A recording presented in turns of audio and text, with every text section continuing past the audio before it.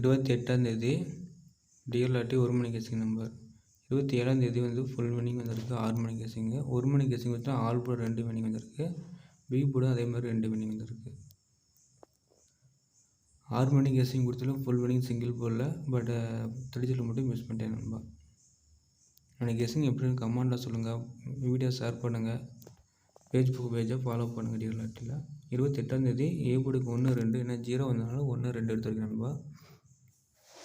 B போர்டுக்கு 6 8 ஏன்னா result B board 7 வந்துச்சு. அதில் 6 8. சி போர்டுக்கு 0 வந்துச்சு. 2 1 3 எடுத்துருக்கேன் நண்பா. ரிப்பீட்டாக 1 வைக்கலாம் 2 3. அப்படின்னா பி போர்டுக்கு 7 தூக்கி சி போர்டுக்கு 8ஆக மாற்றலாம் அவனுங்க. சிங்கிள் போர்டில் ஏ போர்டுக்கு 1 பி போர்டுக்கு 6 சி போர்டுக்கு 2 3 எடுத்துருக்கேன். இந்த நம்பர் எடுத்துக்கோங்க நண்பா. அதில் ஏபி மட்டும் கூட வைங்க 16. சி போர்டு கொஞ்சம் டவுட்டாக இருக்குது நண்பா. பிடிச்சிருந்தா வீடியோ ஷேர் பண்ணுங்கள், லைக் பண்ணுங்கள், கமெண்ட் பண்ணுங்கள். டிஎல்ஆர்டி சேனலை ஃபாலோ பண்ணுங்கள். 2 நம்பர் கொடுத்துருக்கேன் கணக்கு எடுத்துக்கேன் நண்பா. சிங்கிள் போர்டும் கொடுத்துருக்கேன்.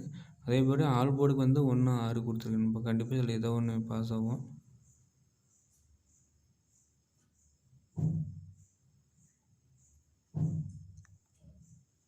தியரிட்டிஸில் பார்த்தீங்கன்னா 162 163 160 262 118 198.